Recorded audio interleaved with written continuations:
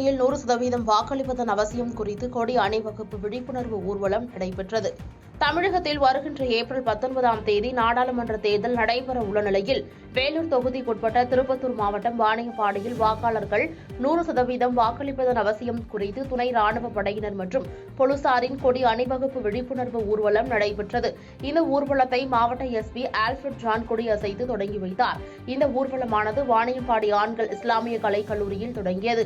இதில் வாணியம்பாடி சரகத்திற்குட்பட்ட காவலர்கள் மற்றும் துணை ராணுவ படையினர் என 200க்கும் மேற்பட்டோர் கலந்து கொண்டனர்.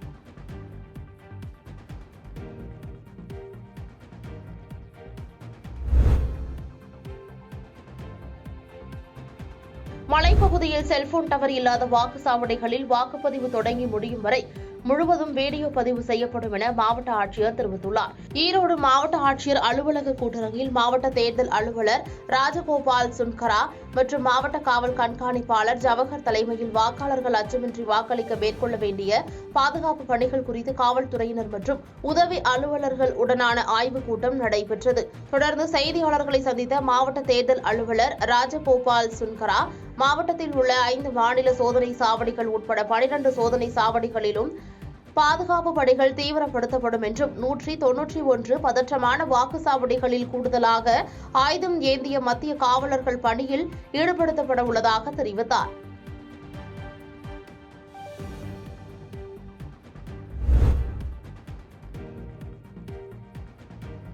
இந்தியா கூட்டணியின் மார்க்சிஸ்ட் கம்யூனிஸ்ட் கட்சி வேட்பாளர் சச்சிதானந்தத்தை ஆதரித்து பழனியில் மகளிர் அணி சார்பில் வாக்கு சேகரிப்பு பேரணியில் ஈடுபட்டனர். திண்டுக்கல் மாவட்டம் பழனியில் இந்தியா கூட்டணியின் மார்க்சிஸ்ட் கம்யூனிஸ்ட் கட்சியின் சார்பில் போட்டியிடும் சச்சிதானந்தத்தை ஆதரித்து பழனியில் திராவிட முன்னேற்றக் கழகம், மார்க்சிஸ்ட் கம்யூனிஸ்ட் கட்சி மற்றும் தோழமை கட்சிகள் சார்பில் மகளிர் அணி சார்பில் வாக்கு சேகரிப்பு பேரணி நடைபெற்றது. முன்னதாக பழனி பேருந்து நிலையத்தில் தொடங்கிய இந்த பேரணி பழனி ரயில்வே ஃபீடர் சாலை, ரணகாளியம்மன் கோயில் மற்றும் காந்தி மார்க்கெட் பகுதிகளின் வழியாக சென்றது.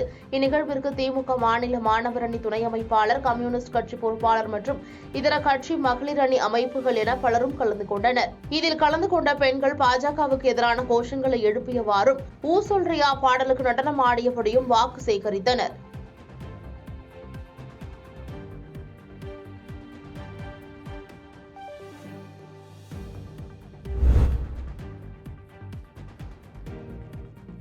காஞ்சிபுரம் கச்சபேஸ்வரர் கோயிலில் சித்திரை மாத பிரம்மோற்சவம் இன்று கொடியேற்றத்துடன் தொடங்கியது. காஞ்சிபுரத்தில் உள்ள கச்சபேஸ்வரர் கோயிலில் ஆண்டுதோறும் சித்திரை மாதம் பிரம்மோற்சவம் நடைபெறுவது வழக்கம். இந்த ஆண்டிற்கான பிரம்மோற்சவம் அதிகாலை 6 மணி அளவில் கொடியேற்றத்துடன் தொடங்கியது.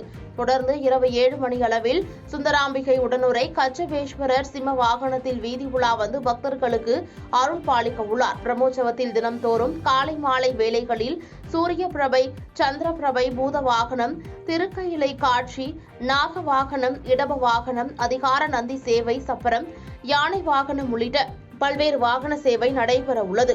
விழாவின் முக்கிய நிகழ்வாக 7ஆம் நாளான வரும் 22ஆம் தேதி திருத்தேர் வீதி உலாவும் 25ஆம் தேதி இரவு வெள்ளிரத வீதி உலா நடைபெற உள்ளது. விழாவிற்கான ஏற்பாடுகளை கோயில் செயல் அலுவலர், அறங்காவலர் குழுவினர் செய்து வருகின்றனர்.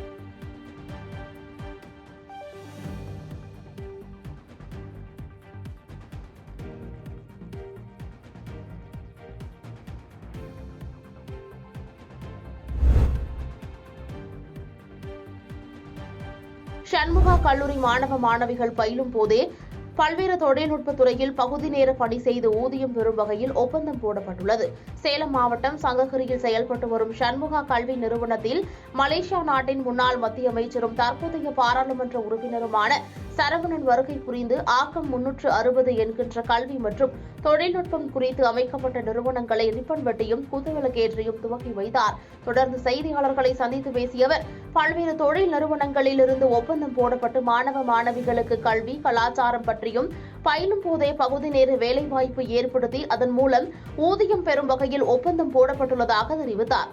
அப்போது சண்முகா கல்வி நிறுவனத்தின் மேலாளர் திருமூர்த்தி உட்பட பல்வேறு கல்வி மற்றும் தொழில் நிறுவனங்களை சேர்ந்தவர்கள் பலரும் உடனிருந்தனர்.